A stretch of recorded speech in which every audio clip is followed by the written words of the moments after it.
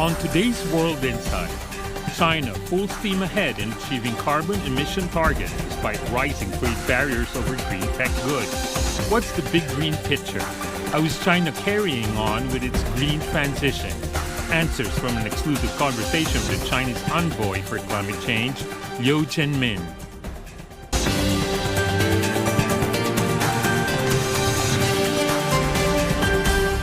Hello, I'm Tian and welcome to World Insight. June the 5th marks the World Environment Day. This week, I'm bringing to you a series of interviews and panel discussions with newsmakers from all over the world on topics of environment and climate change.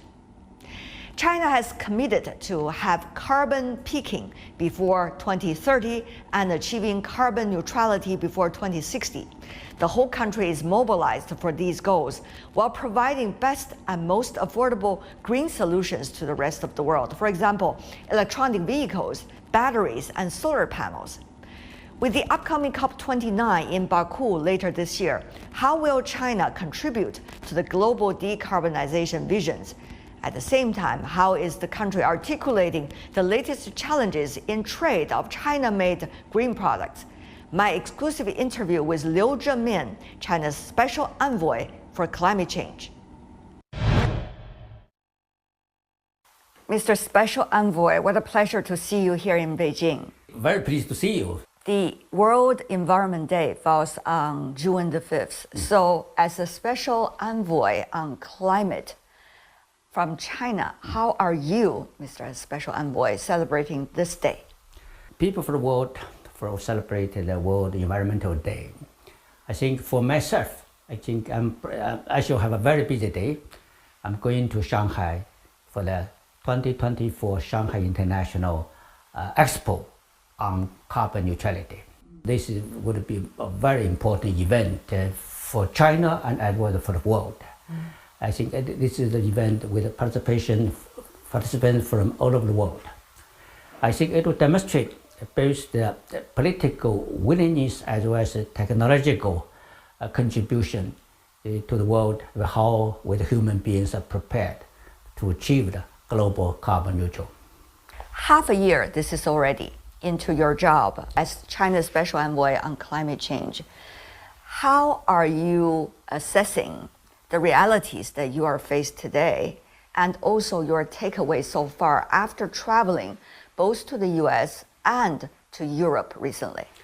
I'm so honored to be appointed by President Xi as a new China Special Envoy for climate change to succeed my predecessor, Minister Xi, for this, not only for the national the mission, but also for the global mission to combat climate change. So my assessment would be China has been really acknowledged as one of the leading partners in the world to combat climate change, especially in the facilitating the global process. I received a group of special envoys from European Union members. I also met with a number of European Union ambassadors to China, including the EU ambassador to China. I also met quite a few EU colleagues during my presence at the 2024 Pittsburgh Climate Dialogue in Berlin. They are really worried about the prospect of the future global cooperation in view of the forthcoming US election in November.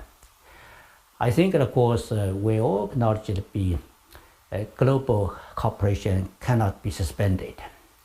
And we all cherish the achievement of the COP28 the community in Dubai with the successful conclusion of the so-called UAE consensus that started a global process for energy transition to meet the Paris Agreement targets.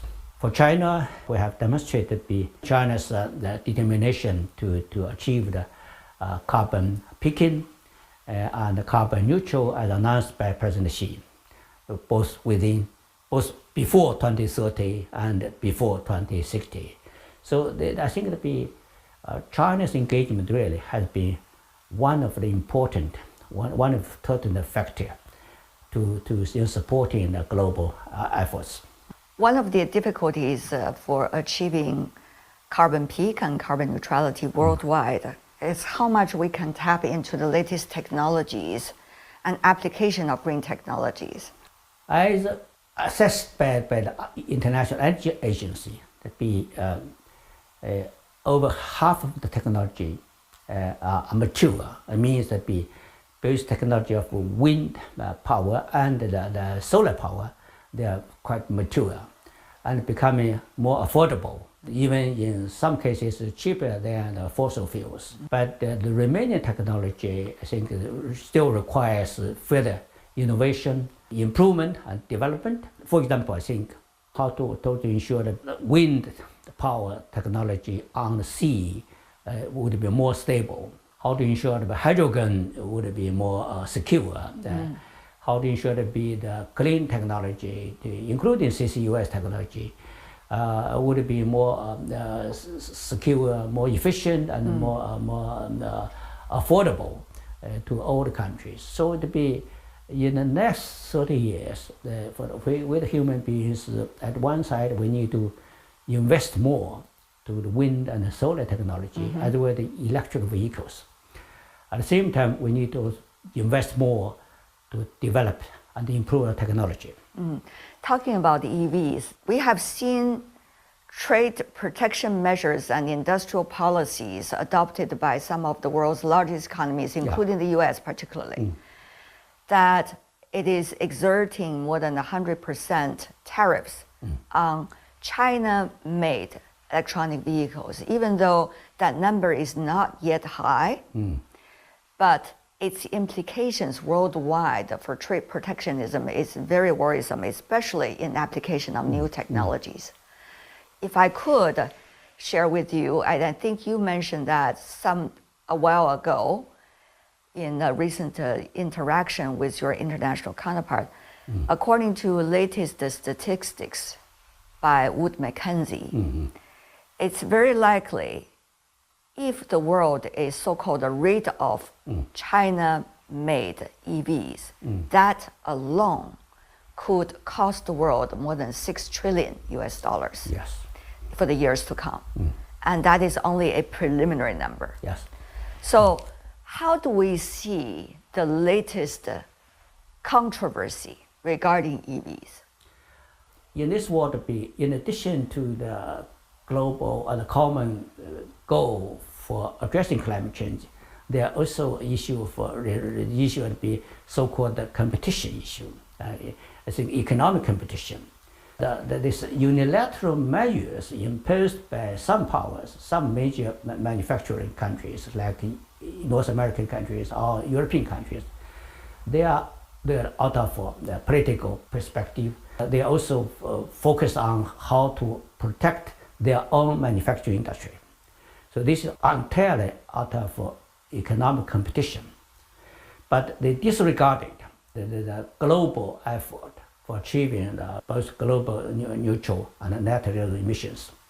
So this has caused a lot of concern from UN system colleagues, from other United Nations agencies. That UN colleagues are telling that for this world, this is no overcapacity, but even an inadequate capacity, because globally there remains high demand for secure and affordable equipments, both solar, wind, and electric vehicles.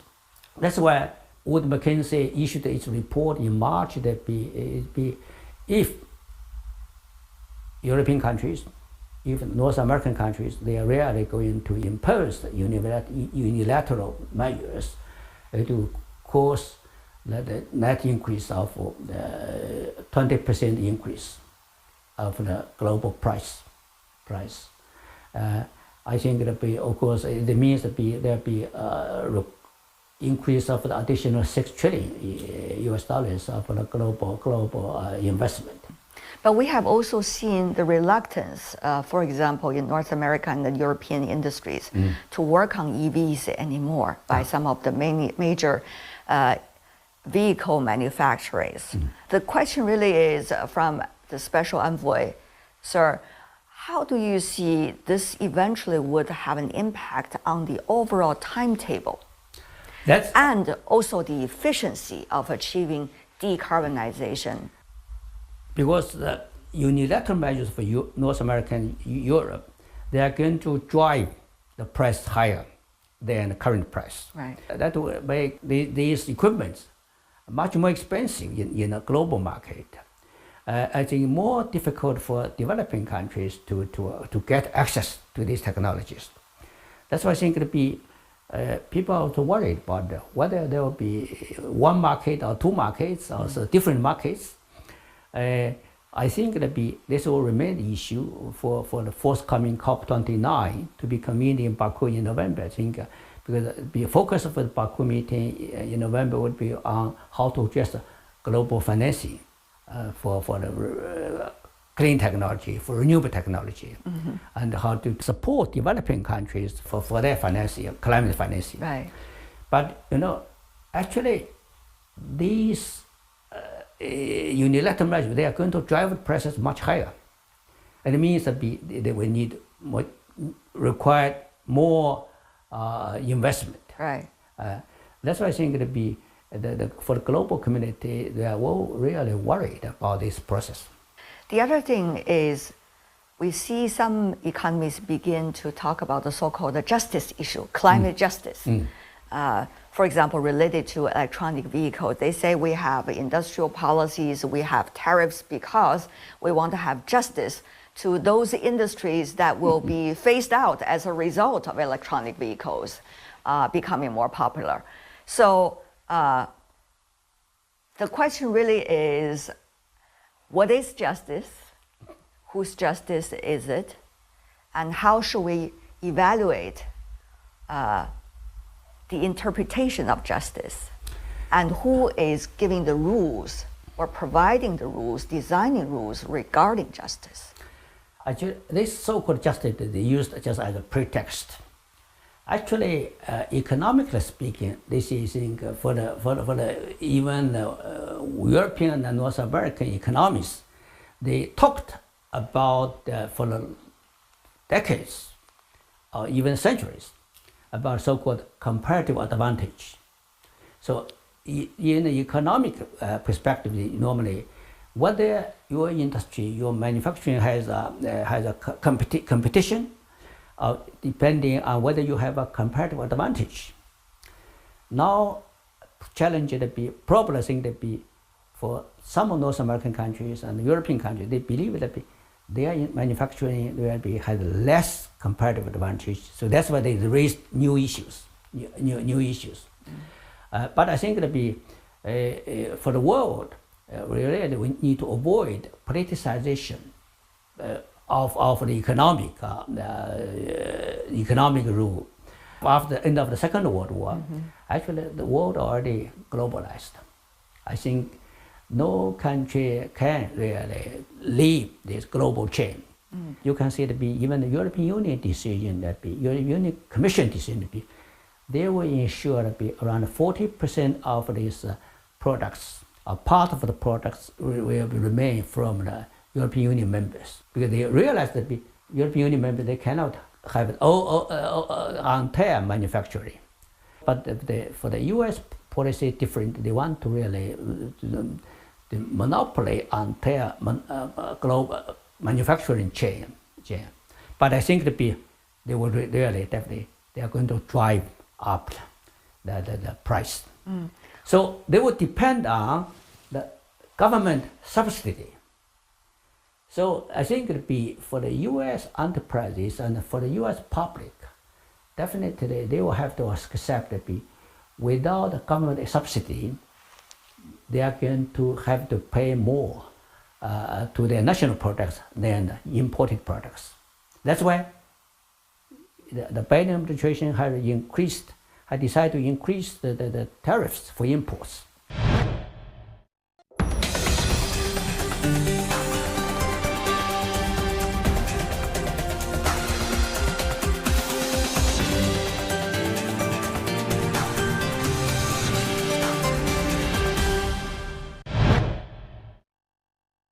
It's not just climate change and the goals China committed and the timetable to achieve that, but also geopolitics, fragmentation of globalization, Yes. trade protectionism, economic nationalism, Yes. supply chain disruptions, and the list goes on. Yeah. So, as the climate envoy, how are you articulating all of these factors, dragging your attention away from the very important mission that you have to work on right now? I think it'll be, globalization has been really suffered some setbacks over the past decade. But I think now gradually the world has been acknowledged globalization will not be reversed. There will be some adjustment, the manufacturing chain, market rules, but I think the globalization will not be reversed. Multilateralism has also suffered mainly from the confrontation of the major powers, geopolitical confrontation. But actually, multilateralism will not be reversed because I think now we are talking about multilateralism and globalization. We should not be address the issue among major powers. This is an issue for the world. We have 193 UN members, and we have over 2/3 of the world countries are developing countries. They are very keen in safeguarding this globalization and multilateralism. I think addressing climate change is one of the areas that we can really more or less consolidate global consensus. Climate change is not an issue just for a few major powers. It's a global issue. Right.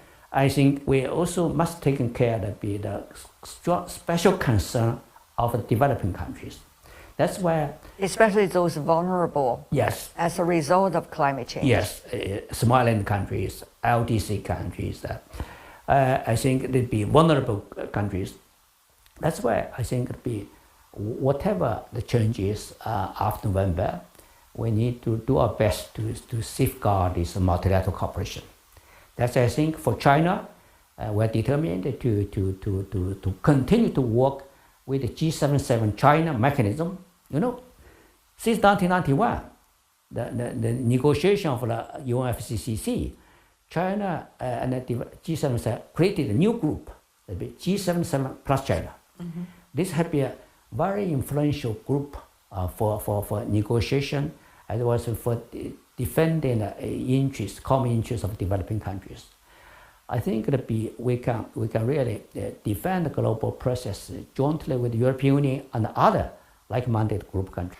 Mr. Special Envoy, during various conversations regarding climate change, we see an issue about China's economic status always comes up, especially recently. Some people say, oh, China is already very developed in its economy. You're a big chunk of the world's GDP. Why do you still call yourself a developing country and use that status to negotiate during the climate change discussions? Now, as the Special Envoy, what is your answer to them? China, economically, I think, talking about GDP, will be reached a certain level, I think. But nationally speaking, we're still a developing country. We are still suffering from the issue of unbalanced development between the regions, between the rural area with the urban area and rural areas, between even the community of peoples. So it'd be even for a country, vast country, to achieve the industrialization within a few decades. I think there's a lot of new issues emerging. Better understand for China, you should just not only go to Shanghai and go to Shenzhen, I think of the coastal area. You also need to go to see what's remaining in a large part of the west and central part of China. Yeah. I think that the West can still in its process of development, because with our national objective, we are going to achieve our China-style modernization before 2035. I think even before 2035, we are more or less we can achieve the national industrialization. But industrialization doesn't mean that the entire country will be converted to manufacturing. We have to, large part of the country will remain in rural part. Our urbanization will achieve maybe over 60%, 70%, but I think a large part of the country will remain in rural area. To ensure that we have a both the balanced development between the urban area and the rural area will be a big challenge. But at the same time, we are also a very vulnerable country to climate change. True. You can see that every year we're suffering from different natural disasters. In the north, we may have drought. In the south, we may have flood. So it will be China. That's where we need to join this global effort. I think we should. Chinese government, I think, we have been nationally mobilized to achieve the goal been announced by President Xi in 2020 before the UN General Assembly that we are going to achieve carbon peaking before 2030, and we are going to achieve carbon neutral before 2060. Because this is as one of the large economy. This will demonstrate our Chinese contribution to the global solution of climate change. I think it will also help China towards our objective of building up a beautiful China. I think that we the Chinese people, when we are completed our nationwide eradication poverty, we are nationally we are moving towards a much better life for the people. The better life for the people means that we also need really the better ecological environment for our people. So this I think to addressing climate change is both our global objective as well as national objective. So I think not talk about China whether developing from just GDP perspective. I think that the world will need to be very fair to a developing country.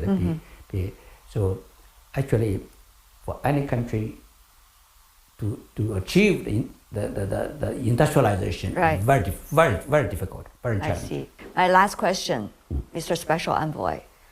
China has been committing, as you said, to 2030, 2060. Yet, many are expecting for some time the specific timetable to achieve those important goals. Meanwhile, with the upcoming COP29, many are wondering what might be China's contribution to a complex and possibly challenging discussion. Thank you. I think for submitting the next national determined contribution to the NDC for 2035, it's for developed country parties that they need to demonstrate they are really going to take the lead and continue to reduce their emissions before 2035 are required by Paris Agreement, by many of the international agreements. For developing countries like China, I think we also need to demonstrate how we are going to achieve the global, achieve a national carbon peaking. Because as announced by President Xi, that China will achieve CO2 carbon peaking before 2030. So I think that this is one of the issues we have to address in our next NDC. But I think definitely we are going to achieve the carbon peaking before 2030. Before 2030. So challenge will be after this submission by all the countries. I think it'll be within the next few years, the world will have another global stocktake to review how the NDCs could contribute to the global efforts. For the forthcoming COP29 in Baku, I think the focus would be to address the so-called global climate financing, for especially for supporting developing countries. So this will be a very critical issue, because now for the world, as I also mentioned to some colleagues, I also convey this message at some of the forums, that if we want to achieve global carbon neutral, first we have to address the issue of technology. We need to really provide to the world more affordable, secure technology. Second, we have to address the issue of financing, to provide developing countries with their adequate financing, that they could really start the process of energy transition. Otherwise, they also need to be prepared for their national adaptation to climate change. Third, of course, we need to address to ensure there would be the fair international system for cooperation. So without international cooperation, the world will not be able to achieve global neutral by around mid of the century. That's why I think these three elements are interconnected. So even for the global climate financing, I think the challenge will be how we are going to improve cooperation among all parties. Of course, developed country parties really continue to take a lead in providing financial support to developing countries. And all of their commitments they announced many years ago. Second, I think, of course, we also need to mobilize all the multilateral development banks for their prioritizing their investment in the future to climate finance. Third, I think we need also to mobilize all the private sector for their investment to address the climate change. So that's why I think China is doing now. There be many of our private enterprises they be already mobilized. Third, I think we also need to mobilize the people support. People support, so to encourage mobilize the world people to practice so-called circular economy would be extremely important.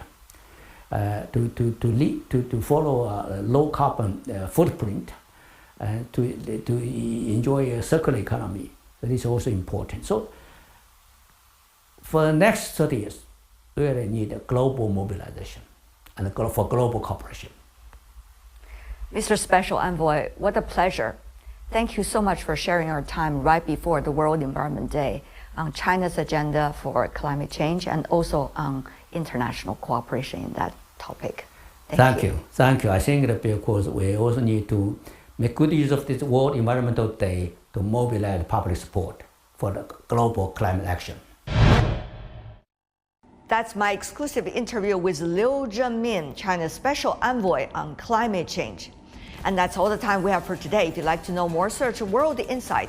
Check out our YouTube channel. Follow us on X and Facebook. I'm Tian Wei on behalf of the team. Thanks for being with us. Bye for now, and I'll see you tomorrow.